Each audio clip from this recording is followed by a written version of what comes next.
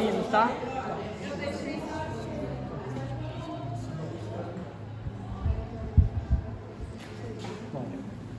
Dá para eu falar assim, mesmo que estou com dor? É bom o microfone porque a gente está gravando. Ah, tá bom. Eu posso fazer a abertura?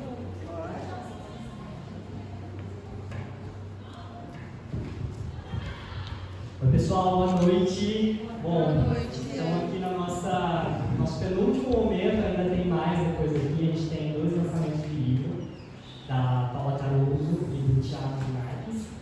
Vamos depois da mesa, então fiquem, vai ser muito bacana. Eu queria dar 3 recadinhos aqui. O primeiro é importante dizer que todo mundo, até os ouvintes, para receberem o certificado, tem que fazer a inscrição no nível 3, que é a nossa plataforma oficial de inscrição. Então, quem não fez ainda, as inscrições vão estar abertas até quarta-feira. Então, façam para receberem o certificado. Claro, quem está expondo, o pessoal da mesa, do fórum já está automaticamente inscrito, né? Já fizeram essa inscrição.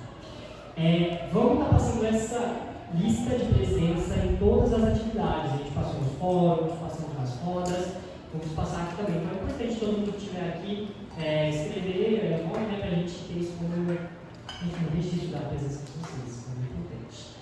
E é isso, os 3 recadinhos recomendados. Passo a palavra então para a mesa, deixo os microfones para vocês. Obrigado, obrigado. Obrigada a você.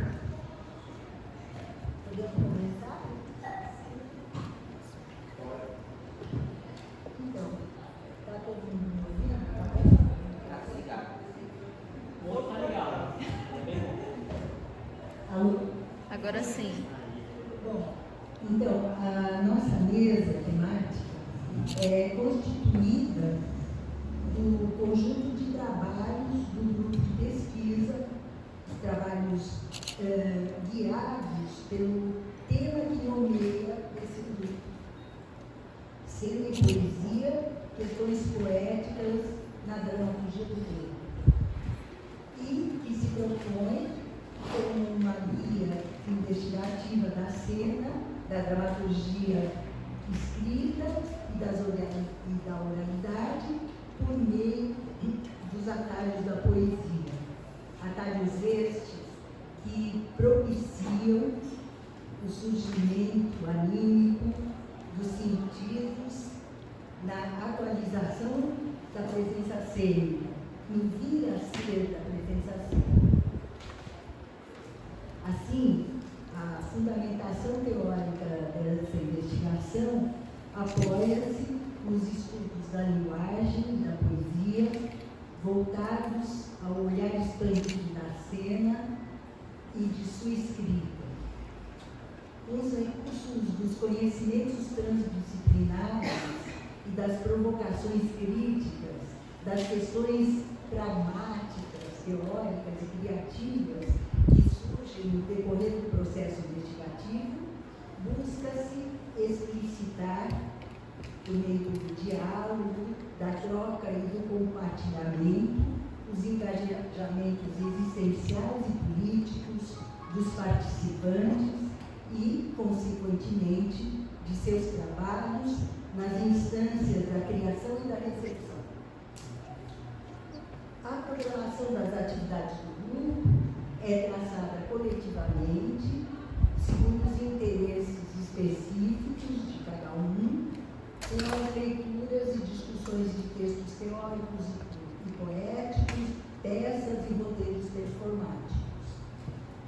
Para iniciar as comunicações orais, apresentamos de início, a investigação de um caminho performativo que percorre práticas artísticas híbridas ao lidar com um recorte da erótica poética brasileira pré e modernista.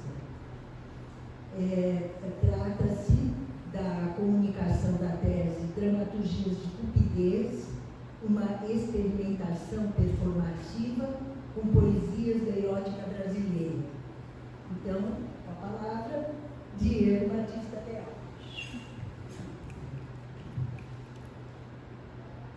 Boa noite. Boa noite. Começo agradecendo a organização do evento. Eu participei da organização entre 19 e 23 e é sempre uma alegria ver a continuidade agora como participante não mais na organização. Eu trouxe uma colinha para me organizar. Então, Dramaturgias de Cupidez, uma experimentação performativa com poesias da erótica brasileira, é o título do projeto de pesquisa e criação.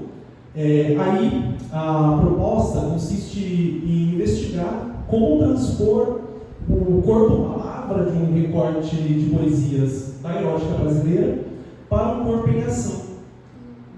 Está muito perto? Tá. Mas assim, desculpa que parece que eu estou falando no microfone assim. Então é a minha percepção. Obrigado. Então, investigar como transpor o corpo da palavra de um recorte de poesias da erótica brasileira para o corpo em ação, experimentando diferentes recursos artísticos com o intuito de estabelecer relações sensíveis com quem participa do ato performativo.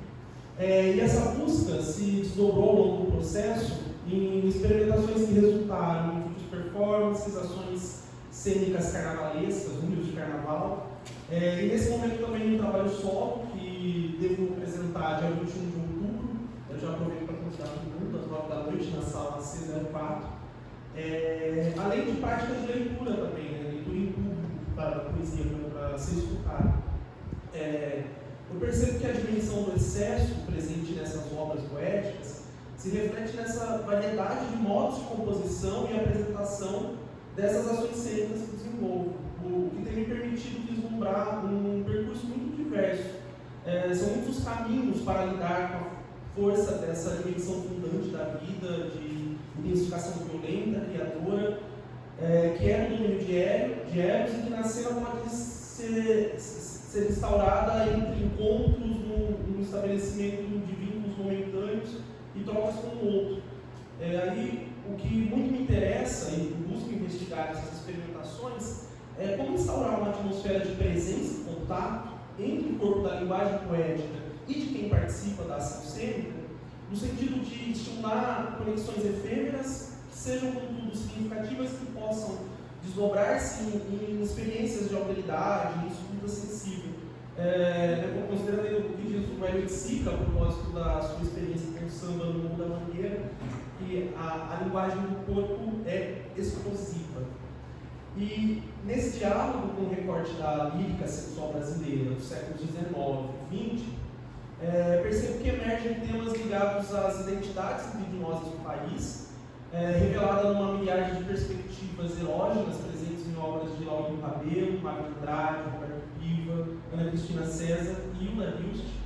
Essas poesias se apresentam como fantasmagorias que evocam paisagens singulares da vida intensificada e expressam manifestações do desejo, sua dimensão errante, transgressora, por vezes disforme, realçando ainda os rastros das ambivalências entre vida e morte, presente nas insurgências da carne que insistem em se dizer.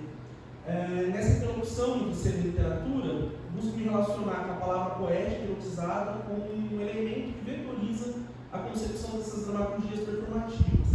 Aí procuro considerar o caráter polissêmico, muitas vezes enigmático dos versos, nesse trânsito do corpo da palavra, o corpo em ação, a palavra se fazendo corpo, criando ambiências, atmosferas no espaço da cena.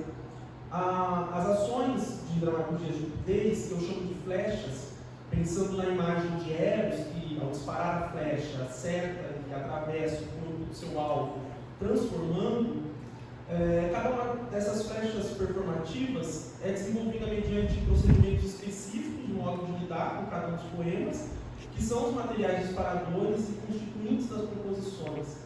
E na busca por tensionar as questões suscitadas nas experimentações, eu busco dialogar com a filosofia da transgressão, do Bataille, as noções de crueldade e perda de si, em Artaud, o ego doce amargo em Henrik Pearson, e a negatividade da experiência erótica em Churran, além da fortuna crítica desses poetas.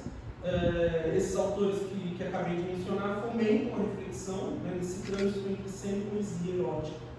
E tudo isso apoiado na perspectiva da pesquisa-criação, que segundo a professora e pesquisadora canadense Nathalie Novelli, se constitui um modo transdisciplinar de pesquisa que nesse caso compõe uma poética performativa, lembrando que são literatura de cena. E aí a pesquisa criação é uma categoria que considera a imaginação e a criatividade aspectos constituintes do ato de pesquisar, ressaltando o caráter transdisciplinar desse tipo de procedimento que coloca em diálogo os saberes de diferentes campos do pensamento, partindo da primazia da investigação prática. E aí, para hoje, eu decidi relatar muito brevemente um pouco dessa trajetória de pesquisa até aqui. Eu comecei o doutorado durante a pandemia, em setembro de 2020, e como a pesquisa tem um caráter prático, no sentido que até preciso desenvolver as investigações práticas para escrever, eu optei por iniciar as experimentações no contexto de isolamento. Nesse primeiro momento, eu selecionei 2 poemas que fazem analogias entre o processo de vida das flores e o processo de vida da gente, que são As Rosas do Público, Laurinho Rabelo, e O Girassol da Madrugada, de Maria Andrade. E aí eu desenvolvi uma residência não autorizada numa colônia rural desativada, aqui na região do Barão Geral, um lugar que tem várias casinhas em ruínas, onde a vegetação tomou conta de uma maneira muito exuberante. E dessas primeiras experimentações eu desenvolvi uma audiocena, uma vídeo performance chamada Carmen de Flor, outra com o poema Os Girassóis da Madrugada, além de ter escrito o artigo Dramaturgia de Cupidez, Entre Rosas e Girassóis, Anatomia das Flores e Poesias da Erótica Brasileira, em parceria com a Isa, que foi publicado acho que em 23 na revista Molino. Depois eu trabalhei com o poema Carnaval Carioca, do Maria Andrade, e nessa experimentação eu desenvolvi um número carnavalesco, que eu intitulei de Pornóculo.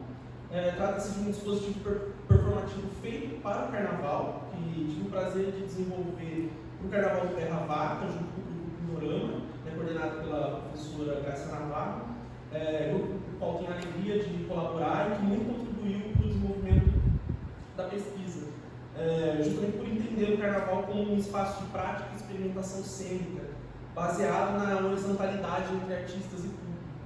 O pornóculo é um objeto giratório carnavalesco relacional, feito com guarda-chuva transparente, que é confeccionado com luzes de LED, monóculos fotográficos, são suspensos em fitas de cetim nas costelas do guarda-chuva, e pequenos pergaminhos, uma espécie de pergaminho, um papelzinho enrolado, contendo versos do poema, junto a montagens visuais que foram feitas com recortes e colagens de partes de corpos extraídos de revistas pornográficas antigas.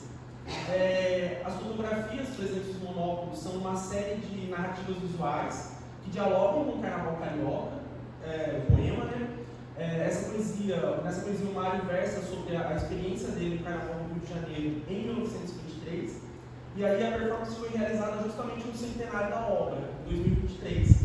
E nessa série de fotografias que eu fiz, não busquei reproduzir as narrativas da voz lírica do poeta, mas queria jogar com as imagens sugeridas nos versos, a serpentina, o confete, a figura fantasiada de agulha, de anjo, para compor com as fantasmagorias de um carnaval vivido nos anos 20 e de outro atemporal, sugerido nas fotos.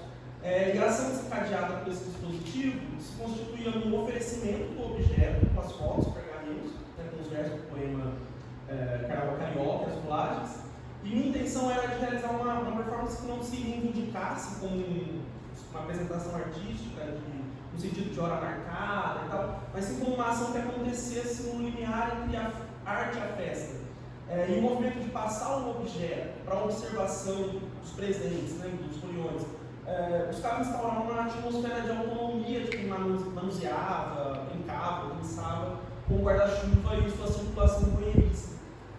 Ali ele se perdia, passando de mão em mão no meio do bloco. E o caráter de excesso desse dispositivo está numa dimensão do que é menor, que é das fotos minúsculas, dos versos recortados. No ano seguinte, novamente, pesquisando o Panorama, no cortejo do Terra Vaca, eu apresentei um número o truque da Tarja Preta. Essa composição performativa ela foi desenvolvida em diálogo com algumas poesias curtas da Ana Cristina César, E a ação consistia em ofertar comprimidos de calmante, dispostos numa caixa de papelão grande, envelopada como se fosse uma embalagem de medicamento tarja preta. O remédio, que na verdade era uma bala, uma vez aceito, era entregue da minha boca diretamente na boca do folião, que também recebia uma pequena cartinha, um envelope pequeno, com a poesia da Ana. E os versos envelopados em pequenas cartas podiam ser lidos como uma bula, os avisos sobre as implicações desse contato entre folião e a intervenção artística.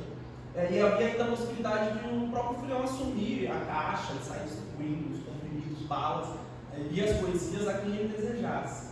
E esse dispositivo performativo tenta jogar com a imagem do mágico de Lula de Pelica, que é uma figura cara à obra da Ana, se considerarmos que há no seu espírito uma espécie de ilusionismo da intimidade. A autora seduz o leitor com uma aparente fragilidade confessional, enquanto na verdade opera com extrema consciência estética e rigor formal, forjando uma poesia que joga com desejo, que finge a confissão, expondo o fingimento e busca a interlocução com o outro, seu leitor. Aí a entrega do falso calmante pela boca também subverte a forma habitual de uso de medicamentos via oral e sugere um encontro de lábios, uma abertura, um contato voluptuoso, pode gerar um beijo, uma recusa, risos, diálogos, estabelecendo por um instante um encontro com margens para uma relação de breve intimidade, intensa e frutiva. E aí, por último, encerrando, nesse momento eu estou trabalhando na montagem de um solo com o título de Fecha Anômalo. É um diálogo com poesias do Roberto Piva, e também trabalhando na leitura dos poemas que compõem a obra Do Desejo, de Hilda Hilst. E é isso, eu agradeço pela atenção de todo mundo, espero não ter passado.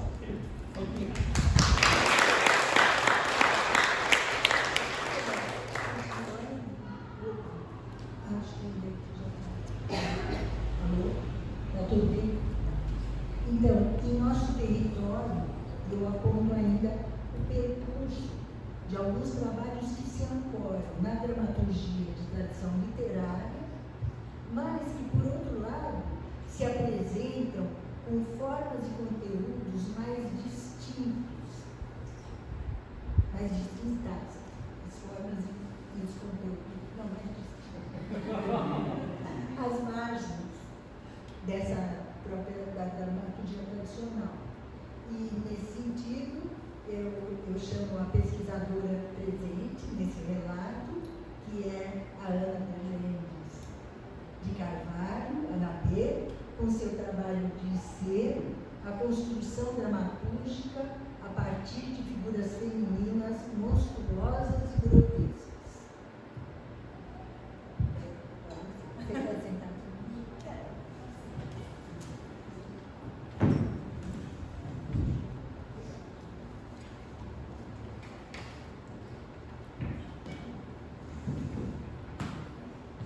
Tá bom de ouvir assim? Tá bom. Boa noite, gente. Eu sou a Ana, vou falar brevemente da minha pesquisa também, que eu estou concluindo pelo PIBIC essa semana, na verdade. É uma pesquisa de caráter teórico-prático, em que, a partir da teoria, eu fiz uma leitura de bibliografia referente ao estudo cultural dos monstros e a noção de grotesco e grotesco feminino. Eu tive esse interesse de pesquisar isso muito por conta de um texto de um pesquisador que se chama Jeffrey Cohen, que ele discorre sobre a importância cultural dos monstros dentro das sociedades em que eles se inserem. E um pouco o meu interesse surge a partir dessa potência desses corpos de despertar em nós fortes sensações. Os monstros são difíceis de serem classificados, uma vez que eles misturam diferentes domínios, então eles misturam homem, animal, planta e coisa, e suscitam na gente sentimentos conflitantes. A gente tem medo dele e, ao mesmo tempo, a gente sente algum desejo por ele também. O medo é por conta dele, da sua ligação com a violência, de ultrapassar leis e regras da nossa sociedade. E aí que está também o desejo, né? A gente inveja o monstro por ele poder vivenciar coisas que a gente não pode. Essa liberdade que ele tem, né? O grotesco é um termo teorizado por muitos autores. A minha principal referência na pesquisa foi o Kaiser. Ele tem um livro que chama O Grotesco. E ele coloca que dentro das obras grotescas nos é apresentado um mundo que tem elementos do nosso mundo e a gente reconhece esses elementos, mas eles se comportam de uma forma que é estranha para a gente. Eles não seguem as mesmas leis da natureza do nosso mundo. E nisso suscita na gente, pode suscitar vários tipos de sensação, mas uma das principais, segundo Kaiser, é o horror e o medo diante de um mundo sem bases. Como gatilho da escrita dramatúrgica, eu me apoiei em 3 ordens de visualidades que inspiraram essa pesquisa. A primeira foi a série de gravuras Os Caprichos, de Francisco de Goya, que na verdade é a imagem do texto. Tem várias imagens e cada uma tem uma legenda escrita por ele também. Algumas imagens cênicas da obra da dançarina Ilka Schomburg, e o livro Monstro e uma História, que é uma obra do século XVII, de autoria de um naturalista chamado Ulisses Aldrovandi, e é uma espécie de uma enciclopédia de monstros, que tem desenhos científicos de figuras assim. Durante a minha pesquisa, também eu senti a necessidade de buscar uma literatura clássica dos monstros e também uma literatura contemporânea que tratasse desse universo do grotesco, especialmente ligado ao feminino, assim, a personagens femininas.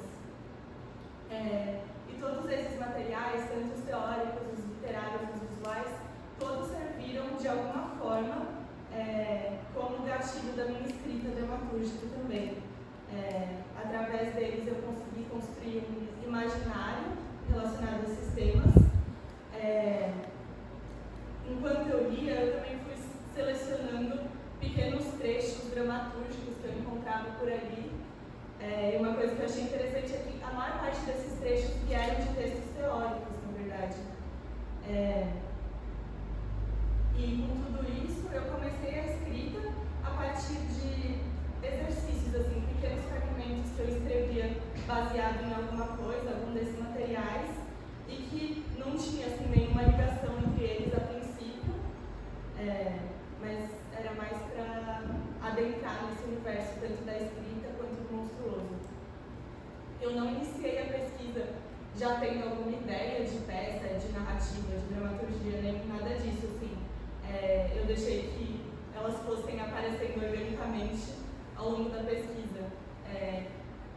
O Bakhtin coloca no livro Estética da Criação Verbal, que a gente está lendo no grupo de estudos, inclusive, ele coloca que um autor não desenvolve uma obra a partir de um princípio criador pré-definido, mas a obra ganha contornos ao longo do próprio ato de escrevê-lo.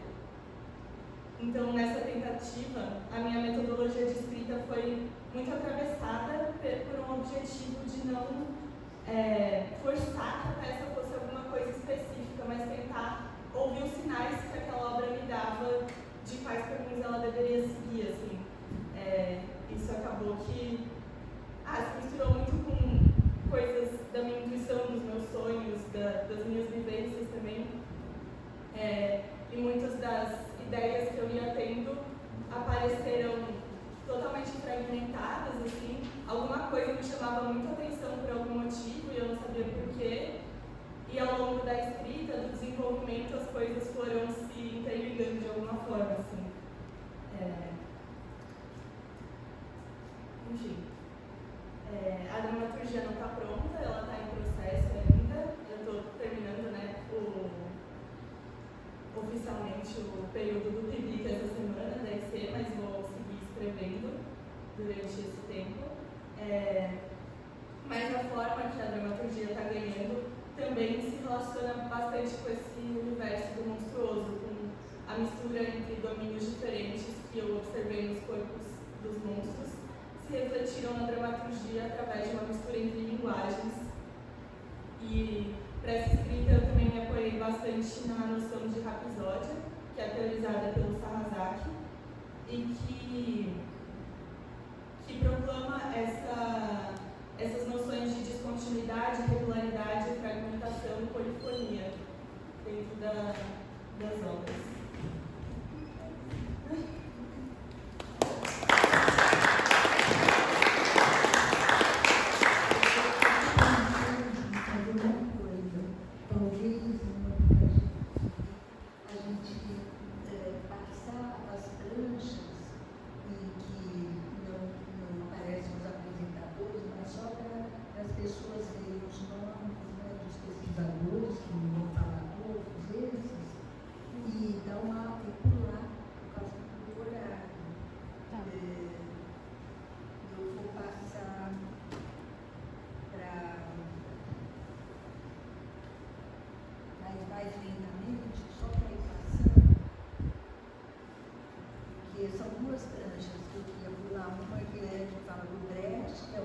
Sobre uma dramaturgia determinada, ideologicamente determinada, e que é contestada justamente pelo continuador dele, que é o Hademir, e meio a grandes aporias, né?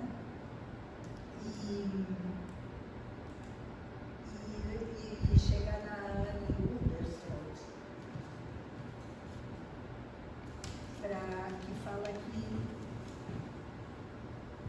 ela pensa o teatro como uma arte paradoxal, pois o teatro articula em si mesmo o texto, a representação, em duas partes que se completam e que se contrapõem simultaneamente.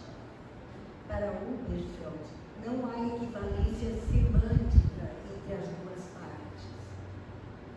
Há apenas uma intersecção que varia de acordo com a representação. E daí a importância de se entender esse lugar da intersecção. Continuando, você está dando? Sim. Nas considerações que tratam especificamente das questões poéticas do corpo, um método de trabalho orientado aos processos criativos do movimento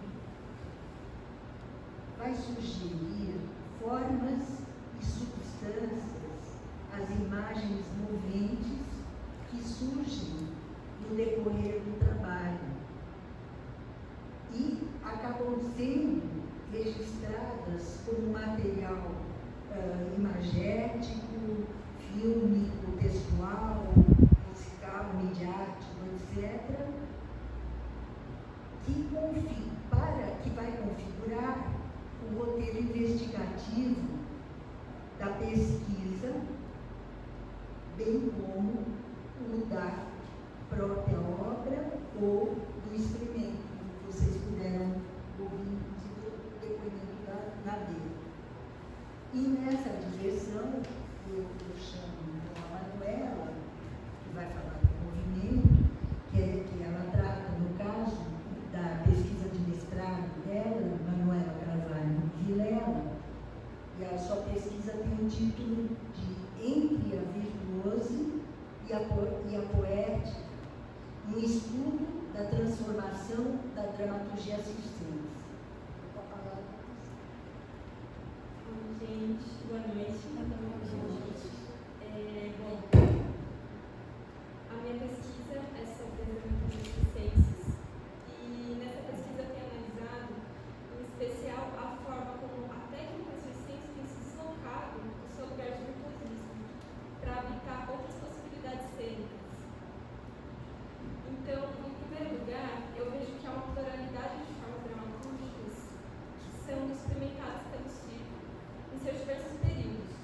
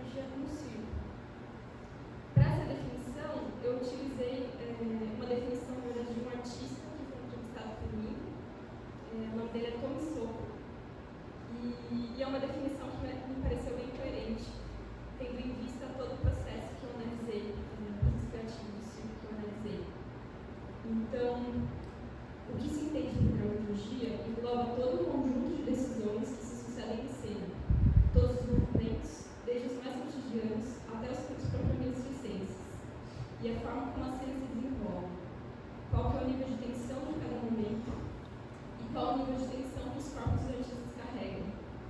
Por vezes, ainda que haja texto, a dramaturgia do circo se concentra em descrever a forma como o movimento e a coreografia se relacionam com o texto, para além do seu conteúdo em si. E junto a isso, a dramaturgia se estende para a relação que se estabelece para além do artista. Então, pensando na iluminação, no local de apresentação, na cenoplastia, figurino, enfim, entre outros aspectos.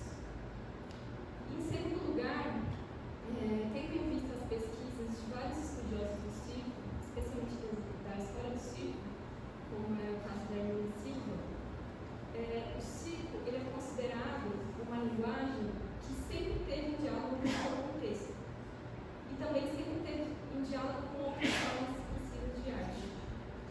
Então, uma pergunta que move essa pesquisa é quais são as influências do contexto atual nas produções circenses e de que forma a produção circense dialoga com a contemporaneidade. E aí, para responder essas perguntas, eu levei em conta alguns aspectos que me chamaram a atenção com a pesquisa do Alex Machado. É um trabalho de mestrado que ele fez, que ele questiona a diferença entre o treino e o ensaio dentre os estudantes da Escola Nacional de Circo do Rio de Janeiro. De forma que os estudantes, no geral, eles se referem a treino e criação como dois momentos diferentes, enquanto os professores, especialmente de trajetória de Brecht, eles se referem como um momento único. Então, isso me chamou a atenção porque essa segmentação entre treino e ensaio, eu vejo isso em muitas formações e também na minha própria prática. Então, esses questionamentos me levaram a pensar que o treinamento por si só, ele não dá conta mais de fornecer as ferramentas necessárias para o processo criativo no circo, na visão de muitos artistas.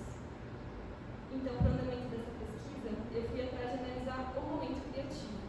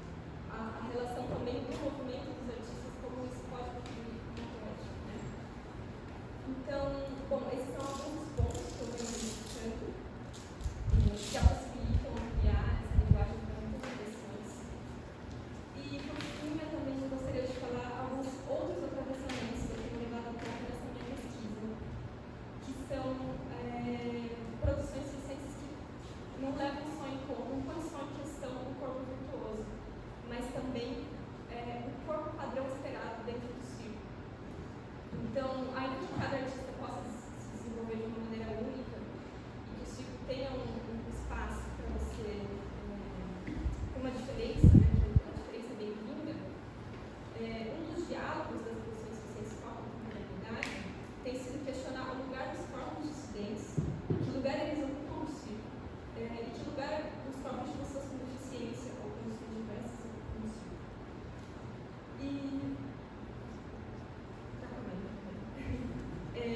E de que forma esses artistas têm transformado as dramaturgias circenses. Então, bom, finalizando, esse lugar que essas pessoas têm ocupado tem se deslocado de um lugar que antes era visto como um círculo de aberrações para um espaço onde essas pessoas podem ter mais autonomia e, enfim, expressar sua subjetividade. Obrigada.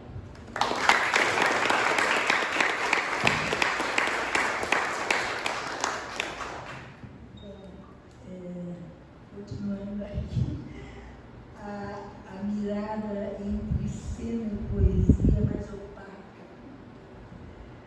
O artista, investigador, pesquisador, ele se baseia na convicção de que o mundo e a vida, o real, não oferecem um significado totalmente explícito, um sentido absolutamente visível. Daí, a elaboração do objeto cênico a ser considerada como uma possibilidade de indagação, uma busca de compreensão, de inspiração. Nesse caso, a dramaturgia pode até ser um meio de trazer à tona uma estrutura significativa do mundo, entre tantas, mas será antes de tudo um arranjo poético, provisório ou estável, uma outra realidade, uma outra idade. E nessa mirada, nessa perspectiva,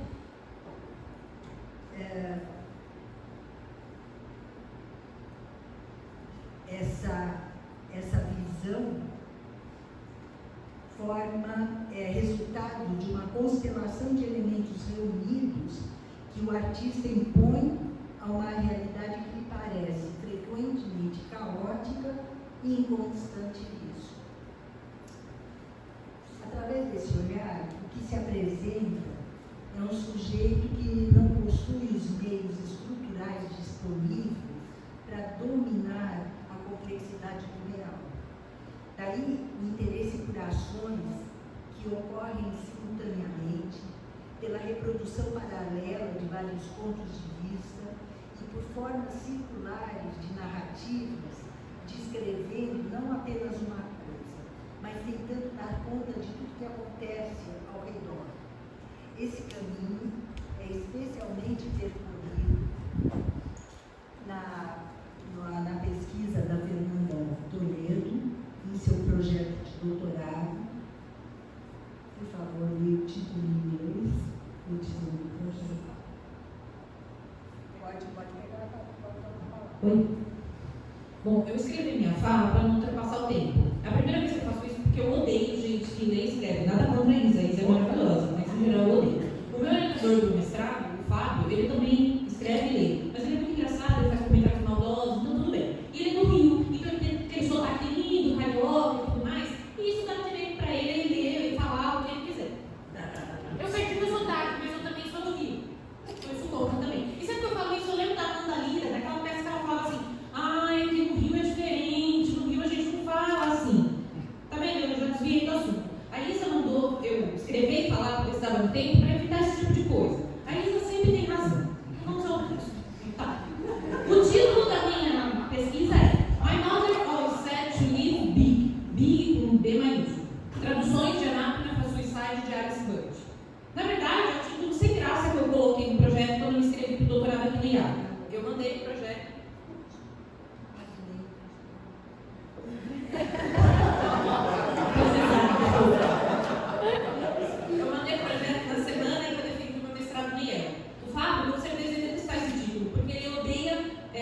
títulos que são título, 2 pontos, subtítulo. Ele escreveu isso no livro dele, que ele chama um cara de feiosíssimo. Eu acho muito engraçado. Primeiro porque é engraçado. E segundo porque eu sou meio José Dias, eu adoro superlativos. Acho que é por isso que eu gostei do livro Big com B maiúsculo, porque é um superlativo numa língua que não deixa a gente ser superlativo. A irmã Edmeia, minha professora de redação do ensino médio, ela deve estar nesse momento da nuvem me amaldiçoando, porque ela odiava superlativos.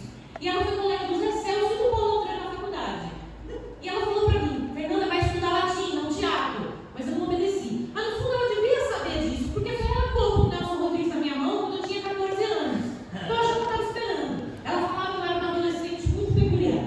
Eu precisava escrever para não perder tempo, o assunto, para não soar desse jeito, minha adolescente, não tem mais idade. Eu sei, a gente sempre acha que foi uma adolescente muito mais legal do que a gente realmente foi. Eu, por exemplo, era ele. Não sei se você diria isso hoje, porque você sabe, mas tá legal. Enfim, voltando à minha adolescência. Eu tenho um vídeo apresentando o Again. O Again foi um musical que eu escrevi quando eu estava no 3º ano, para um projeto da aula de inglês. E o Again tomou uma proporção tão inesperada que o meu colégio precisou criar uma mostra para abrigar o Again. E fez os professores inventarem trabalho para apresentar na mostra quem ia apresentar o Again. Acho que por isso que ele gostava muito de mim.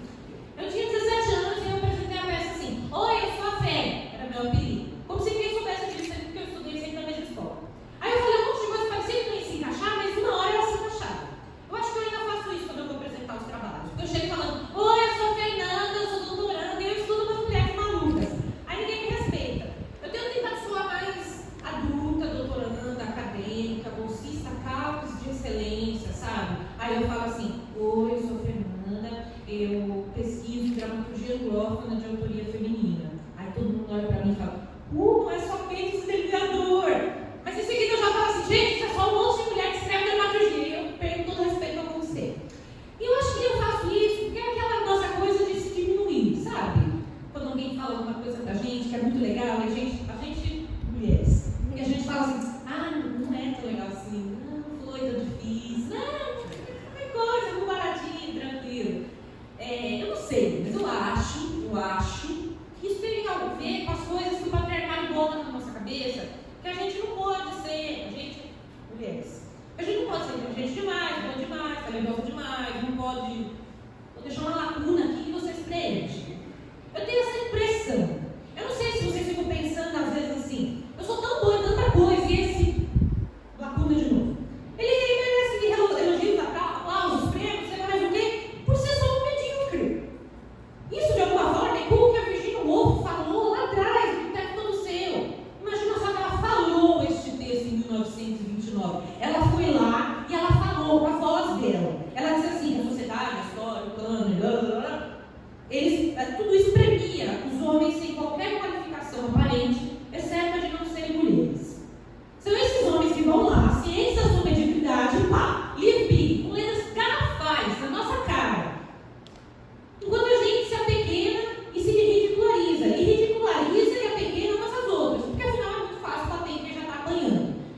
É tipo ser aquela coisa que a gente era no colégio, a gente queria ser do time que ganha, da equipe vencedora do campeonato de handball, da gincana, sabe como é que é?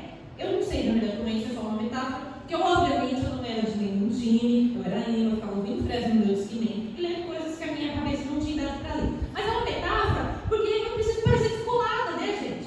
Porque afinal eu estudo umas alturas malucas que pulam da janela, sabe? Eu chego nos lugares e eu peço desculpas, eu falo assim: gente, meu nome é Fernanda, eu lembro as mulheres que se mataram, mas eu não estudo suicídio, tá bom? Antes que alguém diga que eu estou ensinando as pessoas a se matarem através de uma peça de teatro. Tá vendo? Aí você estava certa.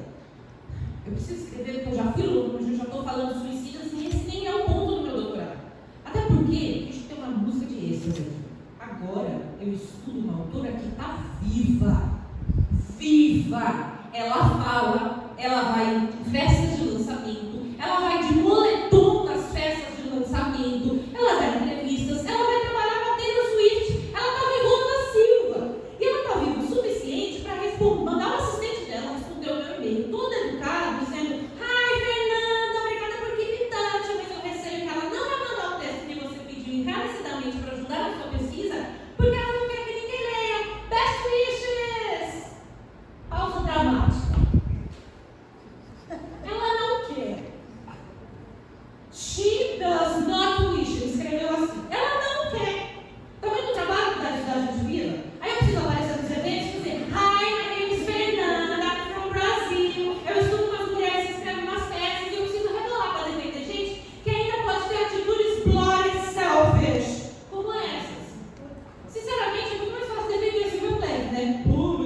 como Hitler, né? Ele ficou a cabeça no fogão. Pode crer. É mais fácil defender a Sarah Kane, que falava muita bobagem sobre o feminismo e dizia que não tinha nada pra mulher nenhuma. Que ela chegou sozinha naquele lugar de Spice Girl do teatro. Eu falo assim, poxa, mas ela se propôs para dar sua história, né? Não só ali. E agora, como é que eu faço para vir aqui e apresentar para vocês o meu trabalho, dizer que finalmente eu achei uma autora viva, que justo ela, a Vivana da Silva, está jogando contra a minha pesquisa sobre ela mesma, só porque ela prefere que uma peça dela fique me mofando no fundo da gaveta para compartilhar comigo só um pouquinho. Eu faço o quê? Eu separo a artista da obra? Eu nem falo obra mais, gente, porque a Rosa Monteiro não gosta de falar obra, eu gosto muito da Rosa Monteiro. Tá aí, será que eu deveria apresentar assim? Hi, my name is Fernanda, eu estudo dramaturgia no Núcleo de Autoria Feminina, mas às vezes eu gosto de uma autora hispanohablante só para não ficar muito monótono. É claro, eu vou tirar o nome dessa mulher do título do meu trabalho, porque eu não vou ficar dando palco para uma mulher que não quer me emprestar uma peça que ela escreveu há séculos e que todo mundo detestou. Eu vou estudar a peça dela que já está publicada, eu vou dissecar a peça dela, eu vou transformar isso em uma dramaturgia minha e eu vou montar isso porque eu não obedeço nem a mãe de meia, que dirá a amiguinha da Taylor Swift. Mas eu obedeço a Isa. E a Isa falou que era bom eu falar da peça, não a mulher que passou. Aqui eu já comprei o livro e tal. Essa peça se chama Anatomia de um Suicídio. E spoiler, tem suicídio. Se eu for resumir, fala de uma mãe, de uma filha e da filha da filha. Então fala da mãe, da filha e da neta. E de como todas essas mulheres são enlouquecidas pelo patriarcado e não conseguem vir filho. Porque elas são encaixotadas, sufocadas e não conseguem ser o que elas querem, porque elas são obrigadas a engravidar, parir, criar crianças. Num looping eterno, que não dá para elas o tempo de fazer uma coisa que elas querem. Falando assim, parece que a anatomia saiu direto do teto do seu, né? Porque elas não conseguem ter tempo de pensar nelas mesmas, porque ninguém nessa peça dá a elas um espaço só delas. A Virgínia disse que a gente precisa de dinheiro e tempo, um quarto, um espaço, qualquer coisa, só para a gente ficar lá quieta, pensando, fazendo o que a gente quer. Falando assim, podia estar falando também no quarto 19, né? Que a Mandarina fez como monólogo e que eu gosto dos gostos, mas não vê o caso. Podia ser também a redonda do vidro, porque é a mesma coisa, a Esther está lá, sufocada, não consegue fazer as coisas dela, passa. Podia ser outra coisa, porque essa história não é exatamente idêntica. E é bem triste pensar que todas nós, mulheres, somos parte dessa longa linhagem de mulheres que vai se sufocando e se anulando e não consegue livre. Tá, mas se essa história não tem nada de extraordinário, o que me chamou a atenção a ponto de falar,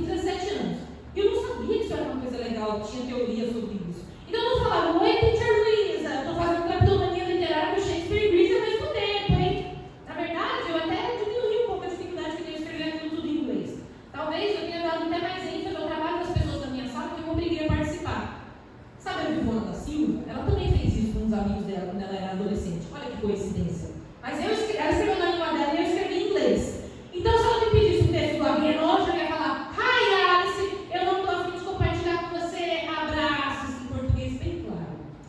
As autoras vivas, não é? Eu até escrevi sobre isso no meu projeto, sabe? Porque eu estava muito mergulhada nas autoras mortas na época. E olha só as coincidências. Eu apresentei a peça do mestrado no aniversário de morte da Virgínia, 28 de março. E de novo, 2 anos depois, sabe o que eu estava fazendo? Falando no 28 de março sobre um texto da Virgínia numa das nossas reuniões do Sem Poesia. A Virgínia não escreve poesia, não nesse sentido que a gente dá para a poesia, mas ela tem uma potência poética em tudo que ela escreve. E ela tem uma coisa de se preocupar com a performance da palavra, com o corpo da palavra, porque a palavra vem para ela através da relação dela com o mundo, de como ela se coloca no mundo, na vida, das pequenas e das grandes coisas. E depois essa palavra precisa virar vida de novo, senão não vale a pena escrever. Eu acho ruim que a gente tenha perdido o acesso a essa Virgínia que é concreta, que é voz, que é corpo, que pensa numa cena. Um texto do Cerro foi escrito para ser lido em voz alta, para ser falado, não é para a gente ficar num cantinho em silêncio, lendo assim sozinha para não incomodar nenhum. Não está lá. A pequenada Virgínia quer um turbilhão de vida e um pacotinho de palavras. Justo ela que falou mesmo, para a gente incorporar o Shakespeare e fazer coisas grandes. E quando eu falo a gente, é literal mesmo. Porque ela falou para a gente fazer isso 100 anos depois dela. O recado era para a gente. E aí, quando eu voltei para ela no grupo, a minha cabeça explodiu. E eu entendi muito mais da minha própria pesquisa através da Virgínia do que só me debruçando nas entrevistas e no egoísmo da Vivona da Silva. Eu acho que eu sempre fiz uma leitura de uma coisa a partir da outra. Eu sempre me vi fazendo isso. Lendo fulana, a voz de Beltrano. Eu achava que isso era normal, todo mundo fazia assim. Aí o mestrado falou que não, que era muito difícil fazer isso. Eu demorei para acreditar que uma coisa que eu fazia merecia atenção. E que sem modéstia eu faço muito bem. Sabe mais quem faz isso? Virginia Woolf. Eu não estou me comparando com ela, eu tenho noção. Mas ela acredita em colocar as ideias para conversar, para ver o que coincide, o que se choca, o que funciona, o que precisa ser revisto. Ela acredita que quando a gente coloca as coisas para conversar, isso é uma prática feminista. Porque mostra que não é preciso ter medo da vulnerabilidade. Sabe quais mulheres não conversam? A Carol, a Ana e a Bonnie na minha peça. Porque mesmo que elas apareçam em cena ao mesmo tempo, elas são completamente isoladas. E a vulnerabilidade de cada uma vira um monstro que acaba com elas. Daí, suicídio. Talvez nem a Vivona da Silva saiba dessa potência contida do que ela escreveu. Daí a importância da gente ler, conversar, debater, colocar à luz de outras coisas. Sei lá, para purificar as pesquisas, como diz a Dona Harry. Citar a Dona Harry é muito doutorando acadêmico, bolsista CAPES, né? Hi, my name is Fernanda, eu estudo dramaturgia no nosso de autoria feminina, eu gosto da Rosa Monteiro e às vezes eu cito a Dona Harry. Eu sei que parece que eu estou falando só da minha pesquisa, das autoras andrófilas, do livro Big, mas a minha pesquisa foi completamente contaminada pela experiência desse grupo, das outras pesquisas, das ideias das outras pessoas. A experiência de arriscar nossa pesquisa, as nossas ideias, as nossas certezas, essas que a gente formula e começa a repetir nos eventos como se fosse uma coisa muito legal, e colocar tudo isso à prova com pessoas que estão muito próximas é devastador. O Fábio disse que isso é bom para a gente aprender a debater sem gritar e ouvir crítica sem chorar. Comigo isso nunca funcionou, jamais. Eu continuo briguenta, eu choro escondida quando eu não gosto de alguma coisa, mas eu sou artista, né? Acontece. E nessa busca de sempre poesia, eu fui encontrando muita coisa que eu não perceberia sozinha, em silêncio. Tá aí, o livro Big de novo, mas dessa vez não é coincidência. Porque eu acho que era uma intenção da Lígia quando ela propôs o grupo. Para mim, pelo menos, funcionou muito. Eu ainda sou a menina das escritoras que pulam da janela, mas tem uma fresta por onde entra a luz. Muita luz. Oi, meu nome é Fernanda, eu estudo dramaturgia anglophone de autoria feminina, diálogo com outras autoras. Eu busco a interlocução entre a cena e a poesia. E como disse a Virginia Woolf, eu queria escrever sobre a morte, mas a vida chegou e rompeu como de costume. Obrigada.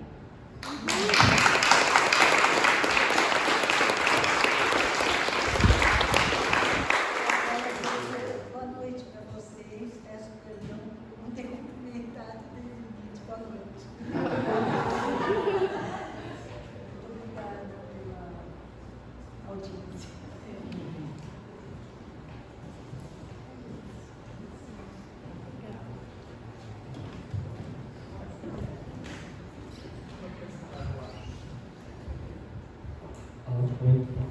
Bom, muito obrigado. Vai passar hoje de palmas para os nossos convidados. Muito obrigado.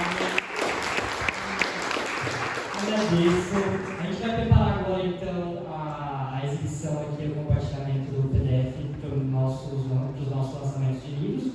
2 livros vão ser lançados agora, né? O do Thiago Marques e da Paula Caruso, começando pela Paula. Então, só a gente já... Obrigado, viu? Obrigado mais uma vez. Obrigado mesmo. Valeu. Obrigada, parabéns pela organização. E vocês vão colocar aqui, né, na mesa.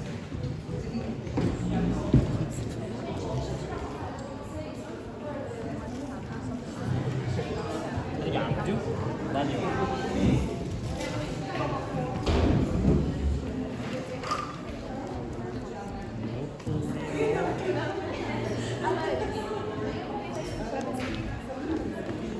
Eu vou fechar aqui só pra tirar a foto. Ah, tá bom. Perfeito.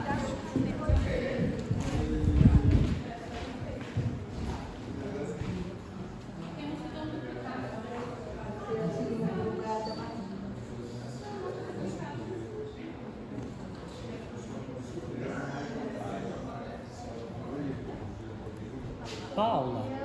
Cadê a Paula? Qual que é o link?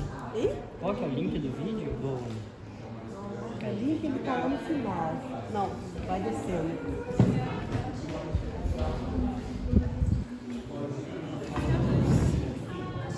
Lá na última página. Volta. Aqui, peraí. Sobe. Não. Aqui, ó. Aí você vai ver ele todo. É 4 minutinhos só. Deixa eu testar o som. Esse som.